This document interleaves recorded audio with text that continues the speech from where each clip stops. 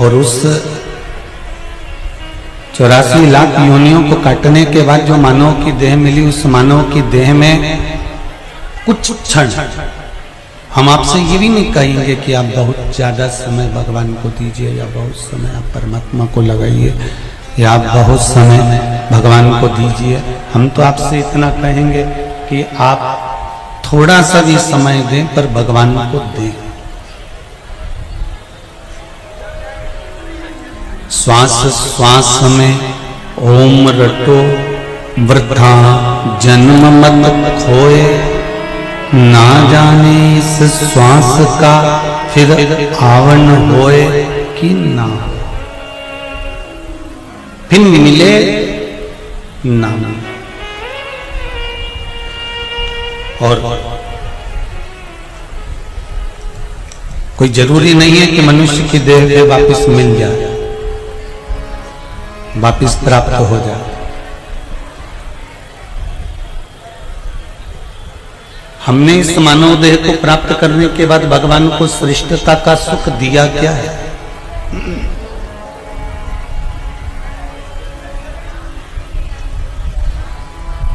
हमने इस मानव देह को प्राप्त करने के बाद सत्यता भगवान को दी कितनी है?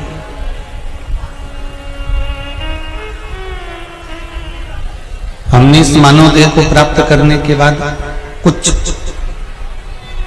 झूठ से परे सत्य कितना भगवान को दिया? शंभु शरणे पड़ी मांगू घड़ी रे घड़ी, दुख काटो दया करी दर्शन। हमने भगवान को जो भी प्रदान करा वो सब झूठा ही दिया। हमने जो भगवान को दिया सब झूठा, हमने जो भगवान को दिया वो सब झूठा ही दिया।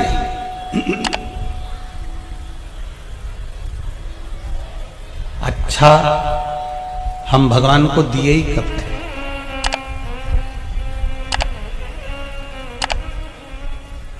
हम श्रेष्ठ भगवान को कब दिए? तो कहना तेरी पूजा में जल ले आई, उसे मछली भी झूठा कराई। जल कैसे चढ़ाऊं भोले कैसे रिझाऊं महादेवा, भोले कैसे करूं तेरी सेवा। भगवान को जल चढ़ाया तो वो मछली ने झूठा कर रखा था, दूध चढ़ाया तो बछड़े ने झूठा कर रखा था, फूल चढ़ाया भंवरे ने झूठा कर रखा था, गुड़ शक्कर चढ़ाई तो वो चींटी और चींटे ने झूठी कर रखी थी, मक्खी ने झूठा कर रखा था। शहद चढ़ाया वो मक्खी ने झूठा कर रखा था। हम देवाधिदेव महादेव को और बचा कुछ अच्छा तो अपने जीवन में उतार लो। विश्वास वो भी हमने भगवान को झूठा ही दिया।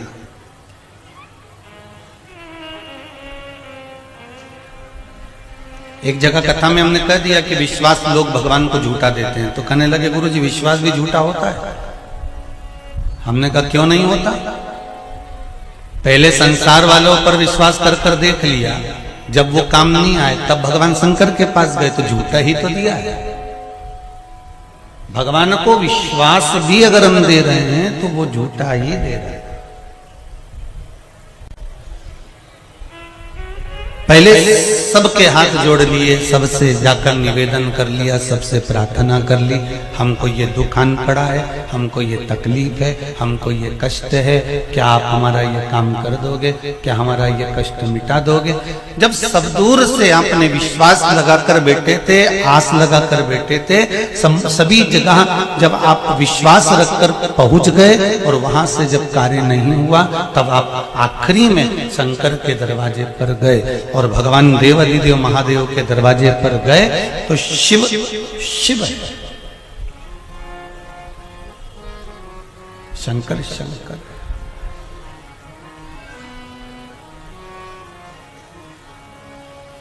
ओघड़दानी ओघड़दानी।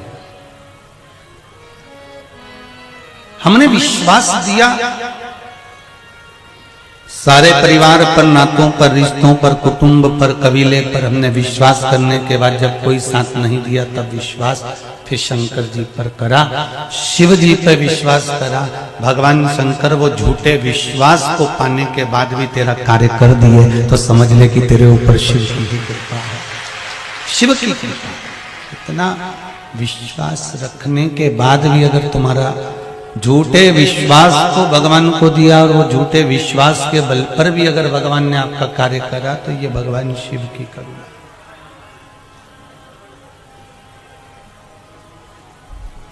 विश्वास झूठा भगवान को दे दिया, श्रद्धा भी हमने भगवान को झूठी दे दी।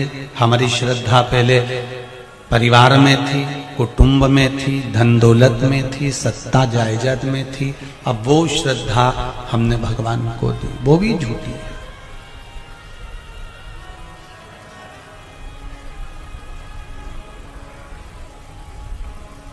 कौन होगा ऐसा जो तुम्हारे झूठ पर भी तुमको अपना लेगा? एक पत्नी पति से अगर झूठ बोल देती है तो पति की नीति गिर जाती है। एक पत्नी के सामने अगर पति झूठ बोल देता है तो पत्नी की निगाह से पति गिर जाता है। एक गुरु की निगाह से शिष्य अगर झूठ बोल दे तो शिष्य गिर जाता है, और शिष्य की निगाह के सामने अगर गुरु झूठ बोल दे तो शिष्य की निगाह में गुरु गिर जाता है।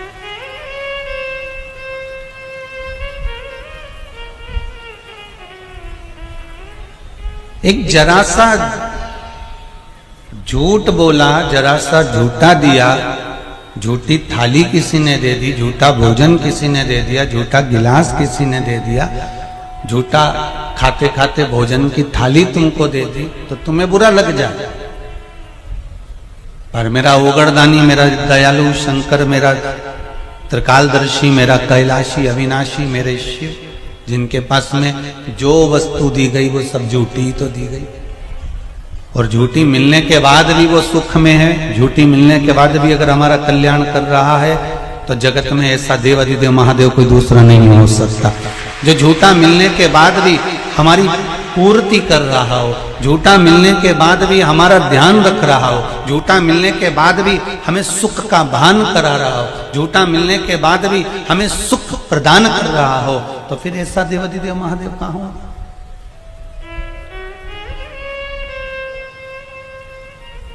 फिर ऐसा शिव कहाँ नहीं है?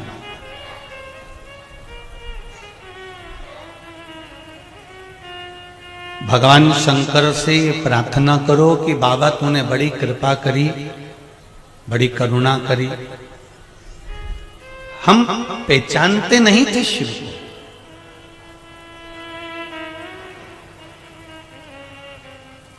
दो चार साल पहले की आपकी खुद की विचार और सोच निकाल कर देखिएगा।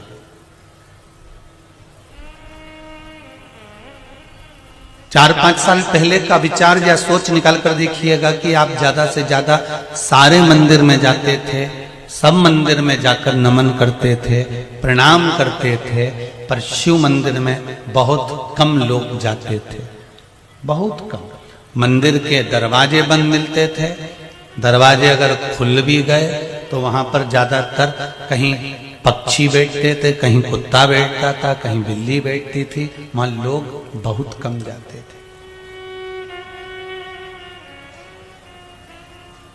पर कुछ सालों में जब आपने शिव को जाना है, कुछ सालों में जब आपने शंकर को जान लिया, बेलपत्री के महत्व को जान लिया, एक चावल के दाने के महत्व को जान लिया, एक शमी के पत्ते के महत्व को जान लिया, जल की महत्वता को, दूध की महत्वता को, शहद की महत्वता को आपने जान लिया, तब आपके भीतर शिव के प्रति विश्वास जागृत हो गया और आपने फिर शंकर को पकड़ लिया, फिर पकड़ा। और मेरा देवादिदेव महादेव से यही निवेदन रहेगा इस व्यासपीठ से, मेरे बाबा करुणा करना। बड़ी आस लेकर आते हैं लोग तेरे मंदिर में, बड़ी आस लेकर आते हैं लोग तेरे दरबार में, बड़ा विश्वास है दुनिया के लोगों को शंकर पर। फिर कहूंगा, सियोर वाले पंडित प्रदीप मिश्रा पर विश्वास मत करना, विश्वास करना इस शिव महापुराण की कथा पर और शंकर पर। क्योंकि जैसे तुम हो वैसे ही वो पंडित प्रदीप मिश्रा, जैसा तुम्हारा घर है वैसे ही पंडित प्रदीप मिश्रा का सियोर में घर है, जैसे तुम्हारा परिवार है वैसे उसका भी परिवार है। जैसे काम, लोभ, आसक्ति, वासना, तृष्णा, मोह, झूठ, प्रपंच प्रत्येक मनुष्य के जीवन में रहता है, चाहे वो संत हो, चाहे साधु हो, चाहे सन्यासी हो, चाहे तपस्वी हो, चाहे साधक हो, चाहे कोई भी हो, सबके भीतर मिलेगा। कोई अलग से प्रदीप मिश्रा टपक के नहीं आया है हो? तो ये मत सोचना कि हमें प्रदीप मिश्रा से मतलब है, हमें पंडित प्रदीप मिश्रा सियोर वाले से मतलब नहीं, हमें तो शंकर की उस कथा से मतलब है जो वो बाँच रहे हैं और जो सुना रहे हैं। शंकर से मतलब रखो, शिव महापुराण से मतलब रखो, क्योंकि ये नरक का तन मिला है और ये नरक का तन तो ये संसार में रहेगा, तब तक ये संसार का रहेगा, और जब ये छूट जाएगा तब ये आत्मा और परमात्मा दोनों एक हो जाएगी, फिर कोई मतलब नहीं। तो हमें किसी से मतलब नहीं रखना।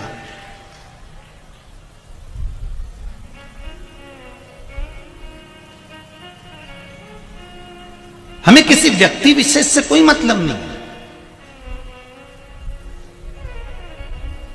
कई लोग भाषाओं में कह देते हैं, अरे वो संत होकर ऐसा कर रहा है, वो साधु होकर ऐसा कर रहा है, वो पंडित होकर ऐसा कर रहा है, वो ब्राह्मण होकर ऐसा कर रहा है, वो गुरु होकर ऐसा कर रहा है, उनकी बेटी ने ऐसा कर दिया, उनके बेटे ने ऐसा कर दिया, उनकी बहू ने ऐसा कर दिया।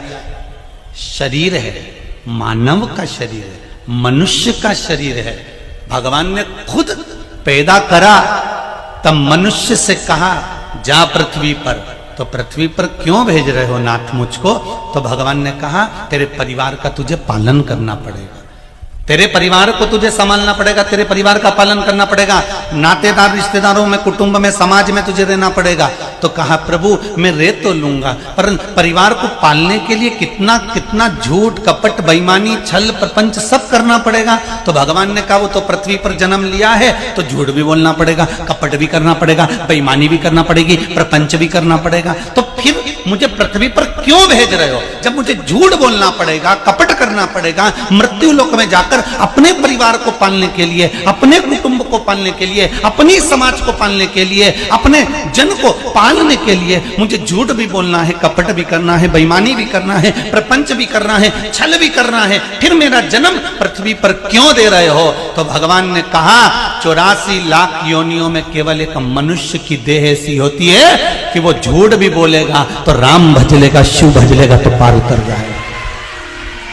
केवल 84 लाख योनि में एक मानव की देह ऐसी होती है जिसमें वो कर्म का दंड भी भोगेगा, झूठ भी बोलेगा, प्रपंच भी करेगा, छल भी करेगा, परिवार को पालना है, सब कुछ करेगा, अपने बच्चों के लिए, अपनी पत्नी, अपने माता पिता, अपने परिवार के लिए वो दुनिया का सारा काम करेगा। पर उसके साथ वो एक काम जरूर करेगा कि पृथ्वी पर जाकर शिव महापुराण का स्मरण, शंकर का भजन, एक लोटा पानी, एक बेलपत्र, एक चावल का दाना या एक पुष्प भगवान को जरूर चढ़ाएगा। और उतना भी उसने कर लिया। इसलिए तो तुलसीदास जी ने रामचरितमानस में लिखा कि कलयुग केवल नाम अधारा। यहाँ तुलसीदास जी ने राम नहीं लिखा कि राम अधारा, तुलसीदास जी ने रामचरितमानस में लिखा कलयुग केवल नाम अधारा, क्योंकि तुलसीदास जी को मालूम था अगर मैं राम लिख दूंगा तो लोग समझेंगे कि राम का नाम लिख दिया तो राम भजो। नहीं नहीं, तुलसीदास जी लिखते हैं कलयुग में तुम्हारी जिससे अच्छी पटे उसको पटा लो, तुम्हारी राम जी से अच्छी पटे राम जी को पटाओ, तुम्हारी शंकर जी से अच्छी पटे शंकर जी को पटाओ, तुम जगदम्बा की पूजन करो तो जगदम्बा की करो, तुम भगवान कृष्ण की पूजन करो तो कृष्ण की करो, तुम्हारी मर्जी पड़े उसको भजो, पर कली काल में भगवान का भजन जरूर करो, क्योंकि यही कली काल का सबसे बड़ा सुख है। इससे पार उतर जाओ।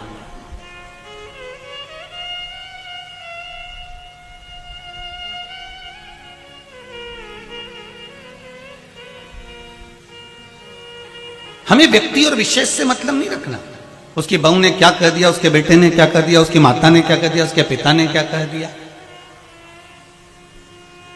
अभी 7 दिन की कथा चल रही है बाबू, अच्छे से सुन लेना जरा, छत्तीसगढ़ वाले ध्यान से सुन।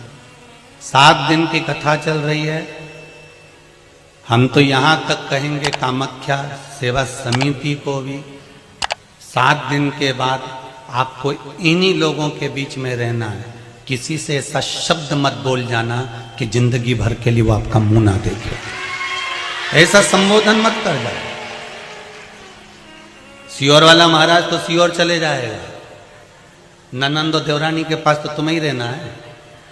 फिर वो भी तैयार होके खड़ी होके बोलेगी बोल तोरी, अरे ओ जगदम्बा खूब अकड़ रही थी कथा में, बैठने की जगह नहीं दी। हवा हमारे सामने निवेदन है, कथा थोड़ी सी लग जाती है इसलिए लोग कहते हैं सियोर वाला महाराज बुरा है, क्योंकि हम फूल नहीं मारते, फूल की चोट नहीं लगती। पत्थर दो नहीं एक बार तो या भाटा पड़ी जाए, और जब घाव लगे तो कांच में जब जब मुंह देखेगा ना तब याद आ जाए कि वो सियोर वाले ने दिया था भाटा, जो दिया था वो सियोर वाले ने एक भाटा मारा था। तो कुछ भी नहीं जाएगा। सियोर वाला महाराज अपनी जगह, लोग अपनी जगह, पर किसी से ऐसा शब्द मत बोल जाना, ऐसा संबोधन मत बोल जाना। ये वाणी को संभाल कर रखना। इतनी अहंकार में तुम लोग मत भूल जाना कि हम कथा करा रहे हैं, हमारी मर्जी होगी हम जिसको आगे बिठाएंगे, हमारी मर्जी होगी हम जिसको पीछे बिठाएंगे, तुम कुछ नहीं। तो ये शब्द तुम्हारे भीतर नहीं आ जाना चाहिए भाई। बहुत कठिन है, बहुत बहुत कठिन।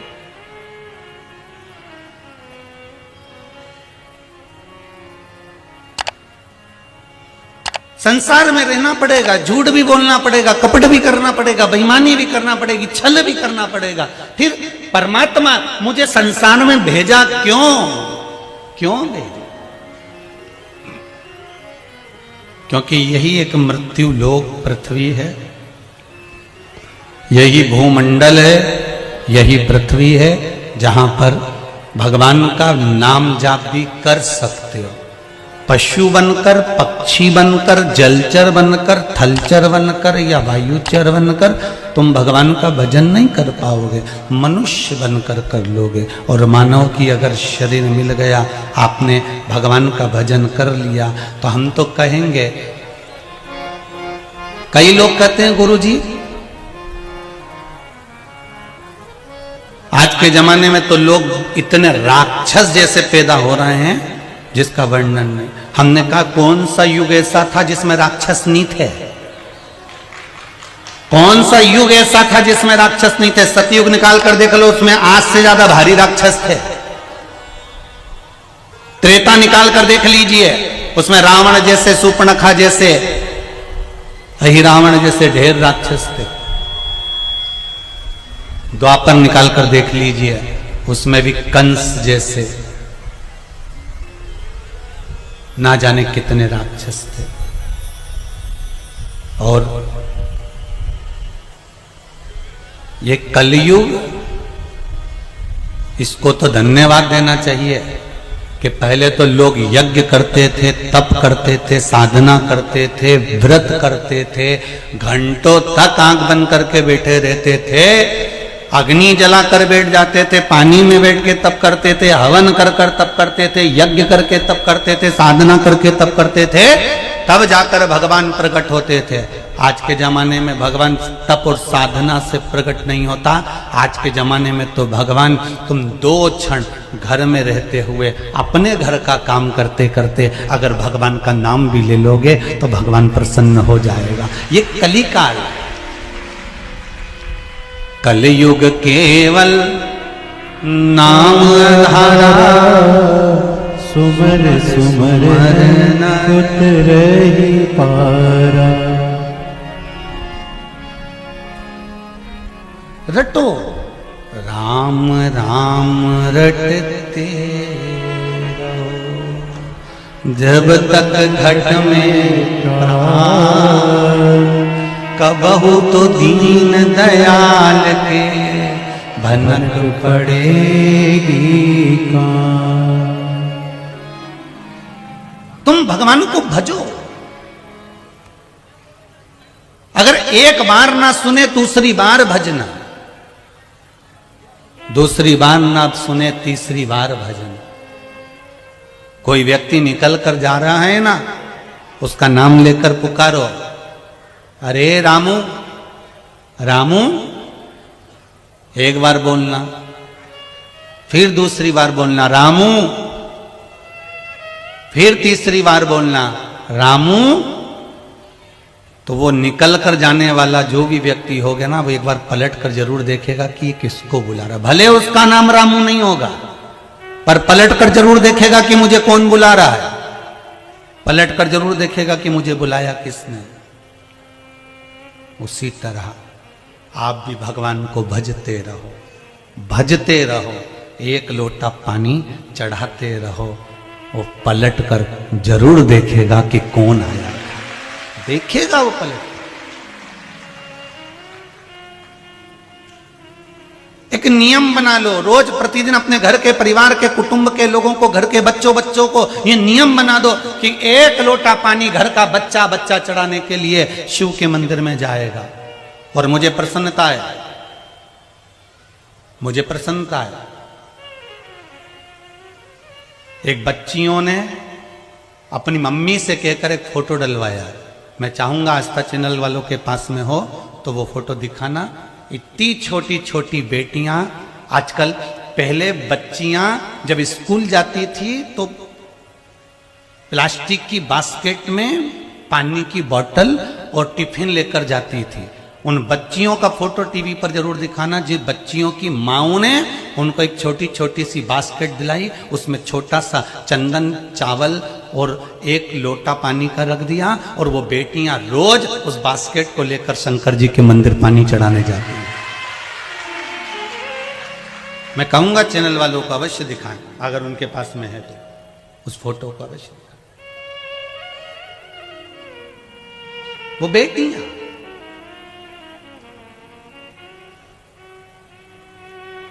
छोटी छोटी सी बच्चियां।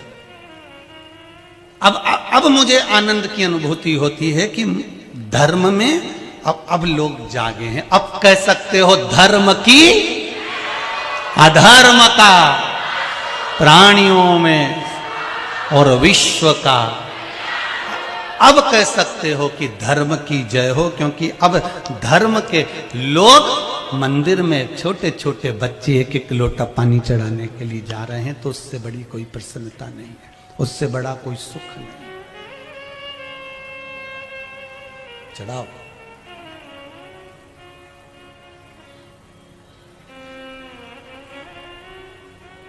और आपसे भी निवेदन है, आप भी,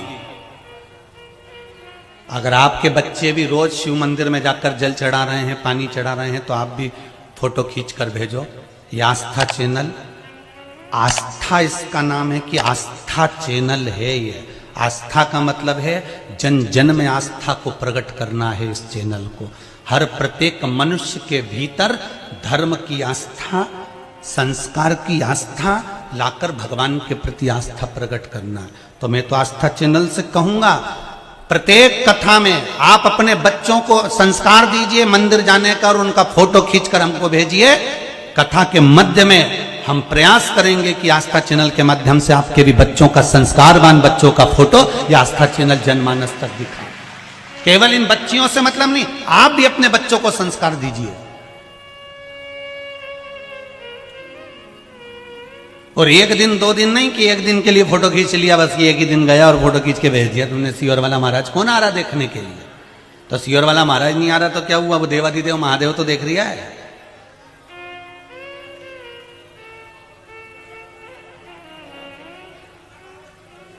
वो देवाधिदेव महादेव तो देखेगा, कोई नहीं देखे तो वो तो देखता। आप देव संस्कार करो, भक्ति शिव की भजन भोले बाबा का करते रहोगे तो संसार सागर से तरते रहोगे।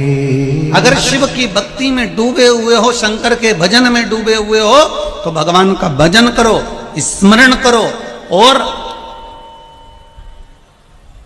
प्रयास करना। श्री, फिर आगे बोल गए, साथ में बोलो ना, श्री शिवाय नमस्तुभ्यम। इस मंत्र का जाप गाड़ी में बैठो तो बोलो, घर से निकलो तो बोलो, सो तो बोलो, जागो तो बोलो, उठो तो बोलो और खाओ तो बोलो, कहीं जाओ तो बोलो।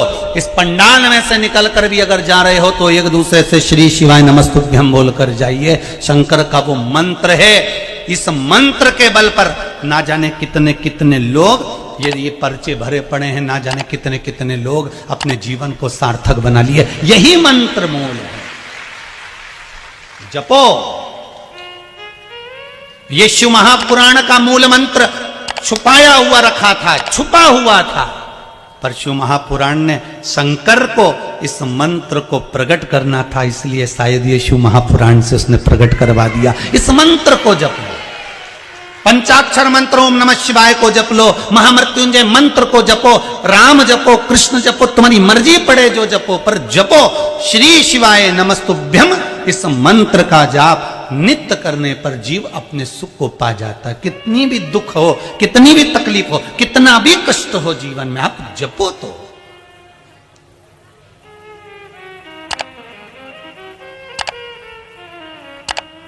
एक किसी ने पत्र लिखा है,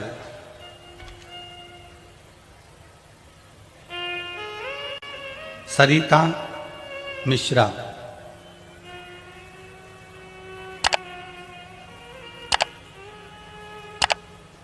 बैकनाथ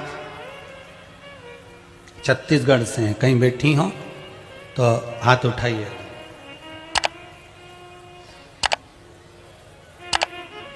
कहीं बैठी आप ही हैं, हाथ उठाइए एक बार, हर हर महादेव बोलिए, दोनों हाथ उठाकर हर हर। आपने पत्र में लिखा है, गुरुजी मेरी बेटी ने सर्विस के लिए बहुत अप्लाई करा है, बहुत अप्लाई करा है और सर्विस नहीं लग पा रही थी। जिस जॉब को उसको चाहिए था, उस जॉब के लिए उसको एमबीए करना जरूरी था। अब एमबीए करने का सोचा तो सरी गुरुदेव, पर बीच में लॉकडाउन लग गया, कोरोना हो गया और कोरोना महामारी के चलते सर्विस नहीं, काम नहीं, व्यापार नहीं, हर तरह से परास्त हो गए।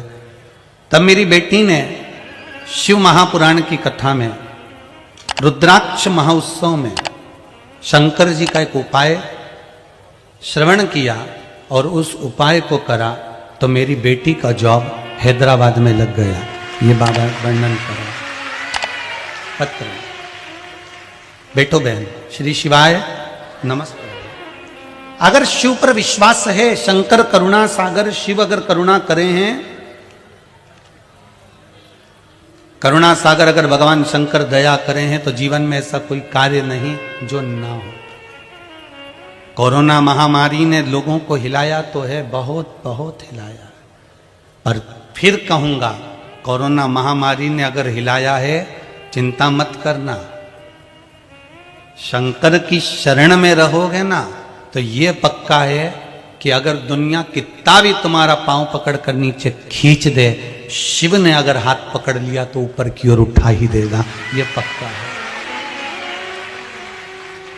2 साल पीछे के कोरोना महामारी में कितने महीने लॉकडाउन रहा, कितने महीने लोग बंद रहे, कितना काम काज सब अस्त व्यस्त हो गया, पर आपके भीतर शंकर की शरणागति थी। आप शिव जी को कथा सुन रहे थे, टीवी पर लगातार शिव कथा को श्रवण कर रहे थे, तो कहीं ना कहीं शंकर ने ऐसी कृपा करी जो 2 साल तक नहीं दिया, उसने 2-4 महीने में पूर्ण दिया। उसने कृपा कर कर पूर्ण दिया होगा। अगर 2 साल में परेशान करा होगा तो 2 महीने में दे दिया होगा। इतनी कृपा तो मेरा शंभू करता है। और अभी भी कोरोना महामारी की तीसरी लहर की तैयारियां चल रही हैं। आपको मालूम पड़ गया होगा, टीवी चैनल के माध्यम से आप न्यूज़ों में देख रहे होंगे। भारत की भूमि पर 10,000 केस प्रतिदिन मिल रहे हैं। आप सबको फिर निवेदन है, ये कोरोना महामारी अपने पांव पसार रही है, इसलिए गिरिराज जी की जो परिक्रमा होने वाली थी 5 जनवरी को, गिरिराज जी जाने वाले थे। 1 दिन की परिक्रमा थी, सुबह 9 बजे से शाम को 5 बजे तक। वहां पर यूपी सरकार भोजन भंडारा कराने का परमिशन नहीं मिलने के कारण, और इतने लोगों को लेकर जाओ, दिल्ली में केस बढ़ रहे हैं, मुंबई में केस बढ़ रहे, सभी दूर के लोग 1 लाख 2 लाख 5 लाख में पहुंचने वाले थे। इसलिए आज ये निर्णय लिया है कि गिरिराज जी की 5 जनवरी की कथा को स्थगित कर कर उस कथा को कोरोना महामारी के बाद में रखा जाएगा। उस परिक्रमा को कैंसिल कर दिया गया। जो 5 जनवरी की परिक्रमा थी गिरिराज जी की, इतना कोरोना महामारी आगे बढ़ती जा रही है, फैलती जा रही है, तो इसको रोकने के लिए हमें शासन का साथ देना है, प्रशासन का साथ देना है, अपने घर में रहकर। और आज ये बात भी जरूर कहेंगे कि अगर कोरोना महामारी आगे पांव फैलाती जा रही है, तो ये बड़ी बड़ी जो कथाएं हो रही हैं, इनको भी हम प्रयास करेंगे कि उसको वापस ऑनलाइन पर लेकर आएं और वो कथा ऑनलाइन प्रारंभ हो। हम ये प्रयास कर रहे हैं। कहीं अगर परमिशन मिल गई होगी तो भले वहां कथा करने जाएंगे, नहीं तो हमारा कुबेरेश्वर महादेव भला और ये शिव महापुराण भली और शंकर की कथा ऑनलाइन भली। सब घर बैठकर सुनना, मुख पर मास्क लगाकर रखना, हाथ को बार बार सैनिटाइज करते रहो, धोते रहो, और किसी ऐसे वैसे को मत धो, हाथ धो। इनके हाथ धोने से काम चलेगा, धोने से नहीं काम चलेगा। और सभी श्रोता भाई बहनों से मैं क्षमा चाहता हूं कि आप लोगों ने टिकट करवा लिए होंगे 5 जनवरी को जाने के लिए गिरिराज जी के, गोवर्धन नाथ जी के, पर आप अगर स्वस्थ हो, अच्छे हो, तो मेरा गोवर्धन बाबा भी कहेगा, घर का जो बाप होता है ना, वो आपको दुखी नहीं देख सकता, तकलीफ में नहीं देख सकता। घर का बेटा अगर बीमार पड़ जाए तो माँ खाना खाती है क्या? जम के बोलो जरा, नहीं। घर का बेटा बीमार पड़ जाए तो पिता और माता हॉस्पिटल में खड़े मिलते हैं, मेरा बेटा जल्दी ठीक हो जाए।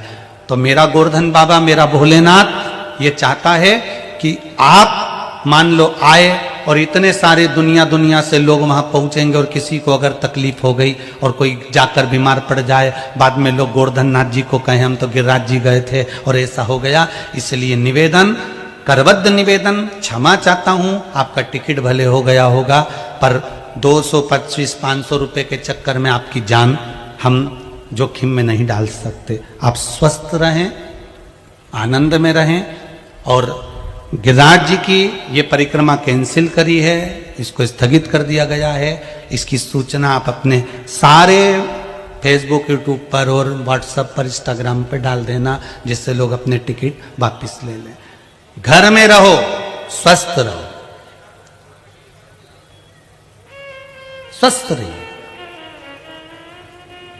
कथाओं में भीड़ ज्यादा होने के कारण बस प्रयास करेंगे कि ऑनलाइन कथा आप लोग घर घर बैठकर श्रवण करें। और ऑनलाइन कथा कुबेरेश्वर धाम से हो रही है, इसका मतलब यह नहीं कि तुम सब कुबेरेश्वर धाम आ जाओ, तुम्हारे हाथ जोड़े दादा। तुमसे पहले भी कहा है कि मां कुबेरेश्वर धाम में भीड़ मत बढ़ा लेना, तुम्हारे हाथ जोड़े, अपने अपने घर में रहो रे, वहीं शंकर जी के भज लो भाई।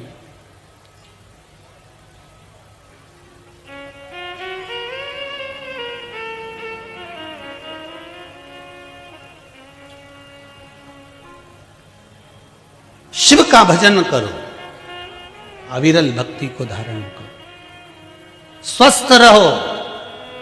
प्रथम सुख निरोगी काया। शरीर अच्छा होगा तो बैठकर कथा सुनने में आनंद आएगा, नहीं तो मालूम पड़े ये घुटना दुखे तो बार बार पांव पलटो ने, हाथ पलटो ने, फिर कथा सुनते रहो और मन भी लगे अब कथा में तो जाना पड़ेगा, सियोर वाला महाराज आया है, अब घुटना तो दुखे जाए, तो ऐसी कथा सुनने से कोई फायदा नहीं, कोई मतलब नहीं। भक्त भगवान से कहता है कि अगर मुझे मृत्यु लोक में भेजा है तो क्यों भेजा है, किस लिए? भगवान कहते हैं केवल भजन करने के लिए, केवल भजन।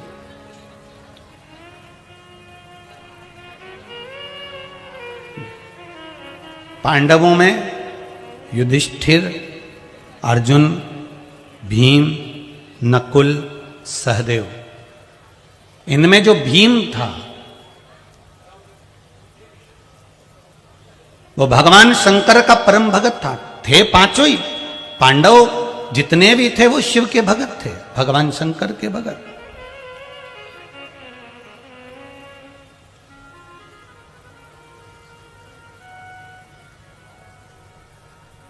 पांचों पांडव शिव के भगत हैं, भगवान शंकर के भगत। पर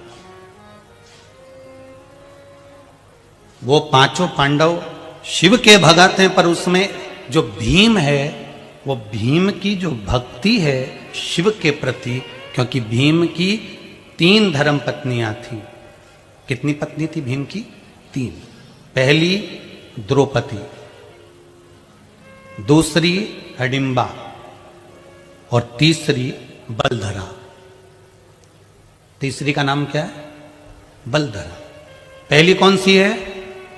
जम के बोलो जरा। द्रौपदी, दूसरी हिडिंबा और तीसरी है बलधरा। अब हिडिंबा जगदम्बा की उपासक थी, द्रौपदी कृष्ण की, नारायण की, शिव की उपासक थी, और बलधरा केवल शंकर की उपासक थी। भीम की ये तीसरे नंबर की जो पत्नी है वो शिव की उपासक है।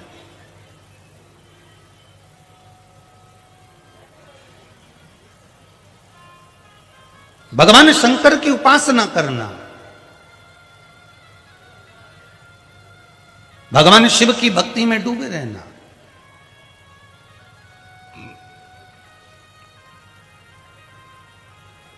इसी भीम की धर्म पत्नी बलधरा के कारण,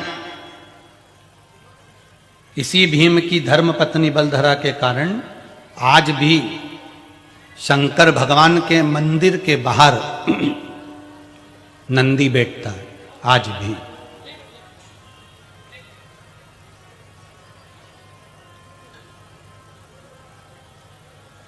ये भीम की धर्म पत्नी के बलधरा के कारण बैठता है। शिव की परम उपासक थी। इसको बलधरा इसलिए कहते थे क्योंकि जैसे भीम में 10,000 हाथियों का बल था, तो बलधरा में भी कम से कम 20,000 हाथी का बल होगा। ये बलधरा थी। कहते हैं युद्ध में प्रागण्य,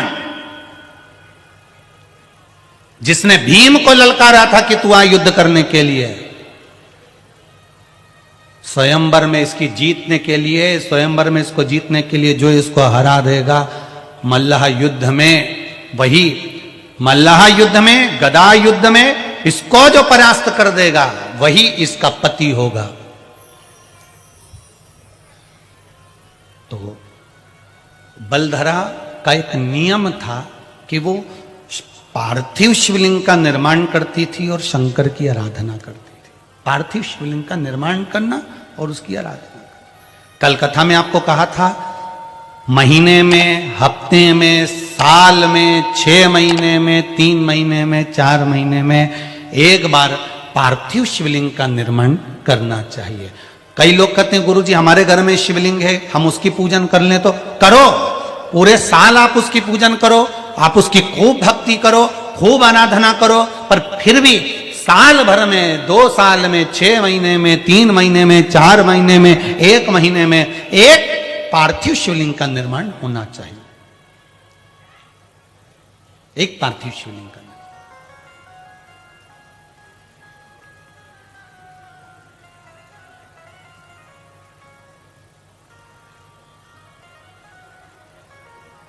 दो कथा को समझ लीजिए।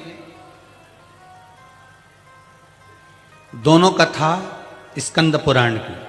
पहली सत्यनारायण भगवान की कथा और दूसरी है संकट सोमवार की कथा, 16 सोमवार की कथा, दोनों स्कंद पुराण की। आप में से कितनी माताएं बैठी हैं जिन्हें 16 सोमवार करे हैं, संकट सोमवार करें? हाथ उठाओ जरा। करें बहुत सारों ने? हाँ, रख लो रख लो, बहुत बढ़िया, धन्यवाद, आपको प्रणाम, दंडवत, बहुत सुंदर। 16 सोमवार संकट सोमवार का कथा और सत्यनारायण भगवान की कथा, ये दोनों स्कंद पुराण की है।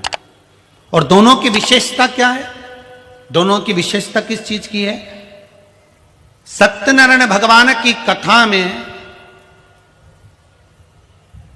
भगवान सत्यनारायण की कथा में प्रसाद पंजेरी का होना जरूरी है। बनाते हैं ना लोग, वह सत्यनारायण भगवान की कथा का प्रसाद बनाते हैं, पंजेरी बनाते हैं, सीरा बनाते हैं, उसका होना जरूरी है। और 16 सोमवार की कथा में क्या चीज जरूरी है? चलो बोलो, जिन जिन ने व्रत करें जरा जल्दी से बोलो, किस चीज की जरूरत है? मलिदा, चूरमा? नहीं, हम उसकी बात नहीं कर रहे हैं। इसमें तो कह दिया सत्यनारायण की कथा में कि इसमें यह चीज की जरूरत है।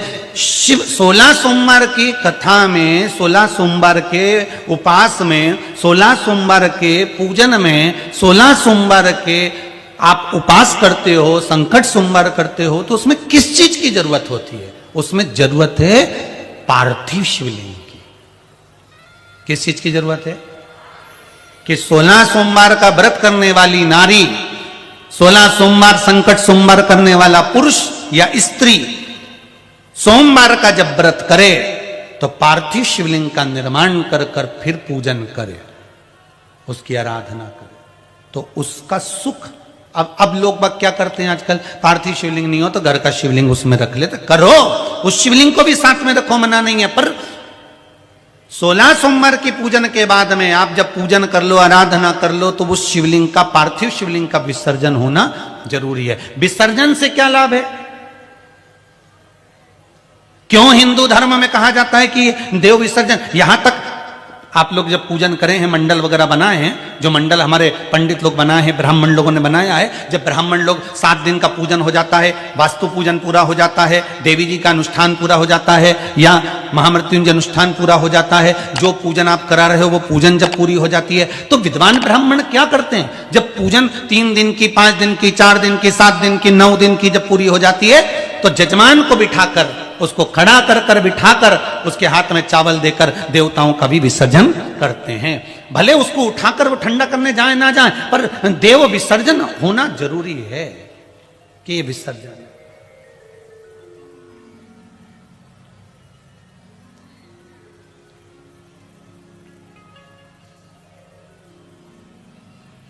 यहां तक कि छोटा सा सुंदरकांड का पाठ भी कराओ तो वहां पर भजन गाने वाले भी विसर्जन कर देते हैं। कथा विसर्जन होत है, सुनो वीर हनुमान, जो जन से आए हो कहाँ करो विश्राम। यहां तक सुंदरकांड का पाठ करो तो विसर्जन किया। तो यहां विसर्जन का जो भाव वर्णन करा गया, क्यों पार्थिव शिवलिंग का विसर्जन करने के लिए जब माताएं जाती है, विसर्जन करती है, तो उस विसर्जन की महत्वता कहां दर्शाती है? तो 12 ज्योतिर्लिंग में से एक ज्योतिर्लिंग है घृष्णेश्वर ज्योतिर्लिंग, जो शंकर के विसर्जन से प्रकट हुआ है। 12 ज्योतिर्लिंग में से एक है घृष्णेश्वर ज्योतिर्लिंग। सुधर्म नाम के ब्राह्मण की 2 धर्म पत्नियां थी, सुदेहा और घोषमा। घोषमा के बेटे को पति के कहने पर घोषमा ने सुदेहा को दे दिया था, और सुदेहा के यहां पर सुदेहा ने उस बेटे को पाल पोस कर बड़ा करा। उसकी बहू आ गई, बहू को मालूम पड़ा असली सास तो घोषमा है, तो सुदेहा को नहीं पूछा। सुदेहा को लगा बेटा ही नहीं रहेगा तो बहू ही किस काम की, तो उसने बेटे के तलवार से काट काट के टुकड़े कर दिए, कपड़े में बांधकर, साड़ी में बांधकर, पल्लू में, और तालाब में फेंक ही आई। घोषमा का नियम था, प्रत्येक सोमवार को शिवलिंग का निर्माण करती, पूजन करती और उसका विसर्जन करने तालाब पर जाती। आज तालाब पर जब विसर्जन करने गई, उसको मालूम नहीं था मेरा बेटा मर चुका है, उसको मरे हुए 6 दिन हो गए हैं। उसको मरे हुए आज 6 दिन हो गए। घोषमा उस बेटे को, उस शिवलिंग को लेकर जा रही थी विसर्जन करने के लिए, और शिवलिंग का विसर्जन करने के लिए जब जाती है, विसर्जन करते समय तालाब में जैसे ही हाथ को पानी के अंदर लिया और भगवान से निवेदन करा, भोलेनाथ बहुत दिन हो गए मेरे बेटे को नहीं देखा। उसकी मां कहती है कि वो बाहर गया है, पर मुझे नहीं लगता बाहर गया, वो दिख नहीं रहा, कहीं मां ने उसको बंद कर तो नहीं रखा है। भोलेनाथ मेरा बेटा नहीं दिखा। और घोषमा ने शंकर के पार्थिव शिवलिंग का जैसे विसर्जन करा, शिवलिंग तो जल में गया था, और तैरते हुए उसका बेटा 6 दिन पुराना बाहर निकलकर खड़ा हो गया। वो भगवान शंकर का एक नाम हो गया घृष्णेश्वर महादेव। भगवान शिव का एक नाम हो गया घृष्णेश्वर महादेव। 12 ज्योतिर्लिंग में से एक ज्योतिर्लिंग है घृष्णेश्वर महादेव, जो विसर्जन से प्रकट हुए।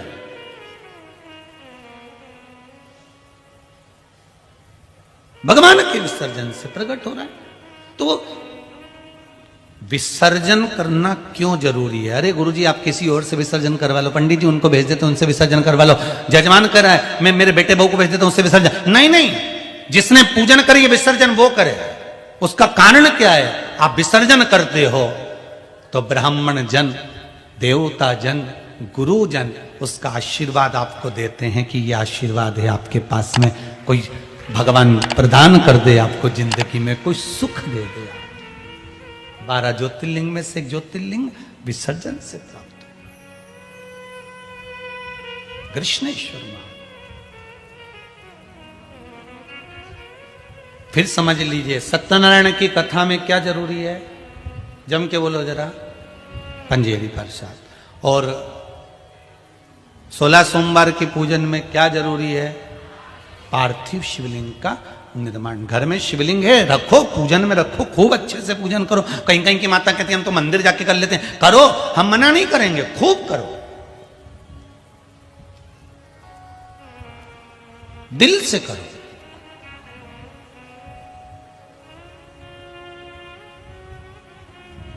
पर बालू मिट्टी के बनाए भोलेनाथ,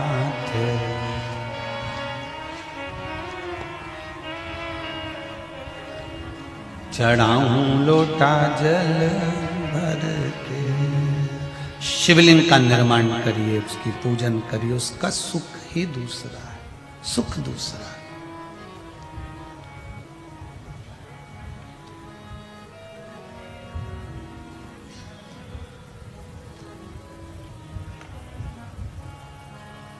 क्या होता है शिवलिंग के निर्माण से?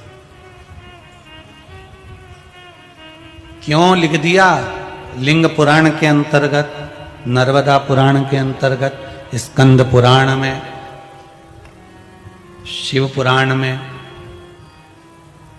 देवी भागवत में क्यों लिखा कि शिवलिंग का निर्माण करिए?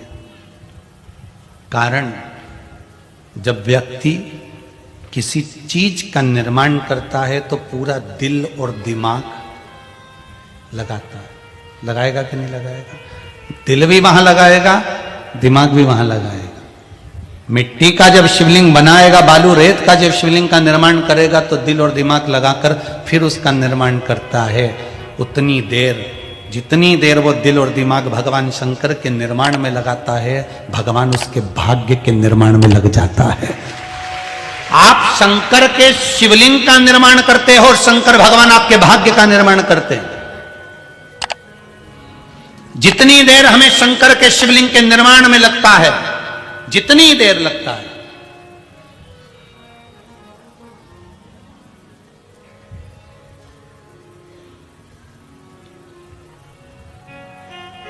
जितना समय हमें शंकर भगवान के शिवलिंग के निर्माण में लगता है, उतनी देर भगवान शंकर भी होता है। किसी किसी का शिवलिंग जल्दी बन जाता है, किसी किसी का शिवलिंग देर से बनता है, किसी किसी का शिवलिंग बनाने में उसको टाइम लग जाता है, किसी किसी की मिट्टी गीली हो जाती है तो उसको सुखाने में टाइम लग जाता है, किसी किसी ने नंदी बनाया तो वो फैल गया, किसी ने शिवलिंग बनाया तो वो नीचे हो गया, तो वो किसी किसी को टाइम लग। तो समझो कि उसने शिवलिंग बनाया तो उसका तुरंत बन गया, तुम्हारे शिवलिंग में टाइम क्यों लग रहा है? तो जरूर समझ जाना कि भगवान मेरे को गढ़ने में थोड़ा समय लग रहा है, मतलब मेरे भी भाग्य को भगवान को लिखने में थोड़ा समय लग रहा है, इसलिए मेरा शिवलिंग बनाने में मुझे थोड़ा सा समय लग रहा है, मुझे थोड़ा समय लग रहा है। बने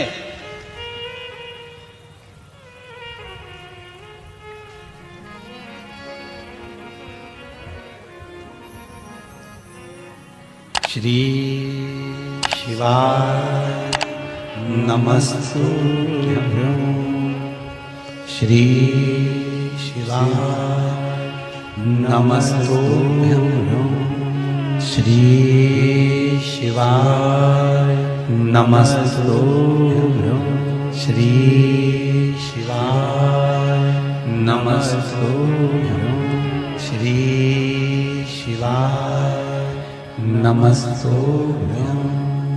भगवान शिव का मंत्र। बलधरा का नियम था शिवलिंग का निर्माण करना, पूजन करना, अर्चना करना, आराधना करना। उसमें बल कहां से आता था? एक नारी होकर, स्त्री होकर उसमें इतना बल कहां से आ गया? तो यह बल किसी दूसरे का नहीं है, यह बल शिव का है। किसका बल है? शिव का। आप अगर शंकर के मंदिर में जाकर एक लोटा पानी चढ़ा रहे हो तो आपके जीवन में आप किसी के भी सामने दम से खड़े हो सकते हो कि हाँ, मुझे पीछे से सपोर्ट करने वाला मेरा देवाधिदेव महादेव मेरे पीछे खड़ा हुआ है। अकाल मृत्यु वो मरे जो काम करे, चंडाल का काल उसका क्या बिगाड़े, जो भक्त हो महाकाल का। मेरे पीछे महाकाल खड़ा हुआ है, मेरे पीछे देवाधिदेव महादेव खड़ा हुआ है। क्यों घबराऊं? किसके लिए? क्यों घबराऊं?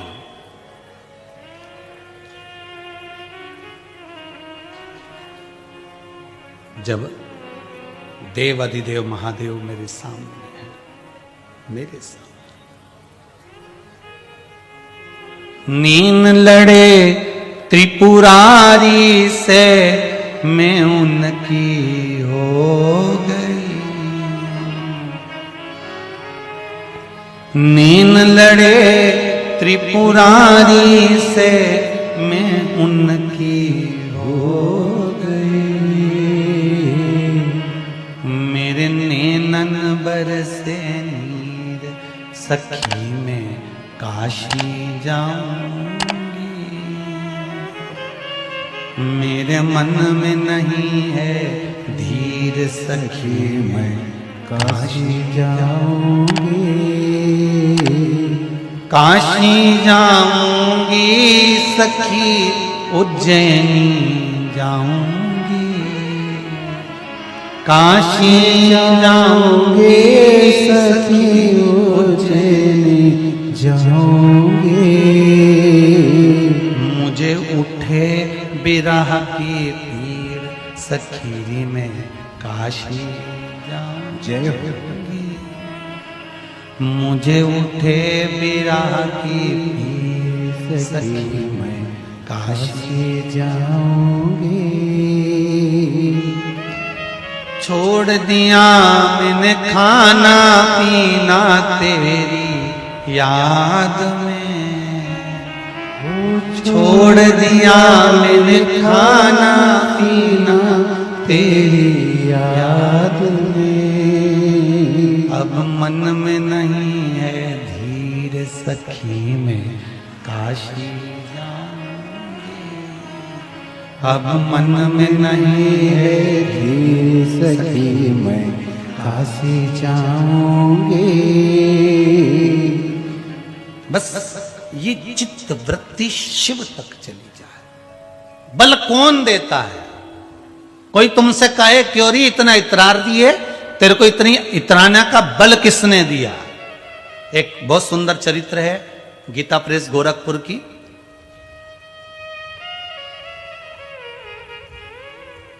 7 नंबर अंक में सुंदर एक चरित्र लिखा हुआ है।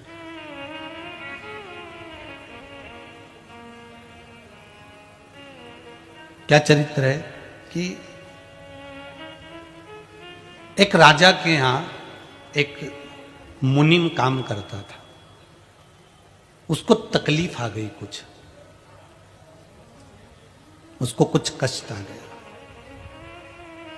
और उसको कष्ट आया तो उसने राजा को लिख कर दिया, महाराज मेरे को ये कष्ट है और मुझे इस चीज की जरूरत है,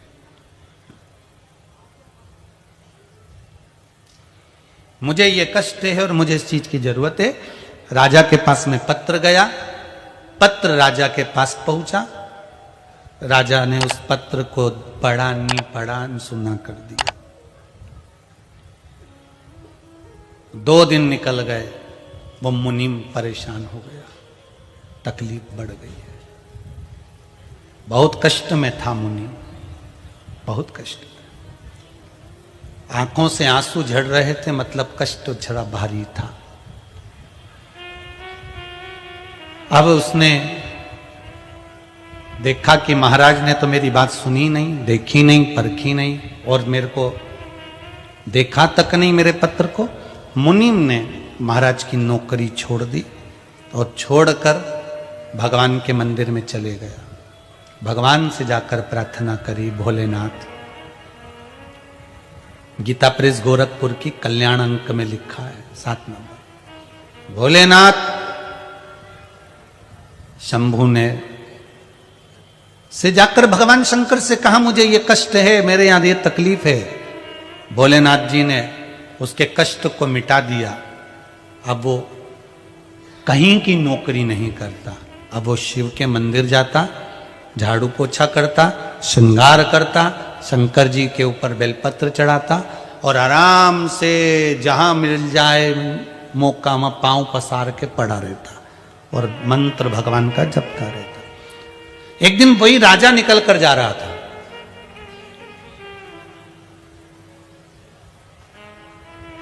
राजा ने इससे पूछ लिया, तुम्हें मालूम नहीं है मैं नगर का राजा हूं और तुम मेरे सामने पांव पसार के पड़े हुए हो? तुम्हें ये पांव पसारना किसने सिखाया? मुनीम बोला, शंकर जी ने सिखाया। पांव पसारना किसने सिखाया? शंकर जी ने। शंकर अगर मेरे को बल दिया है और शंकर ने मेरा कल्याण कर दिया है तो मैं क्यों ना पांव पसार के सोऊं? फिर क्या दिक्कत?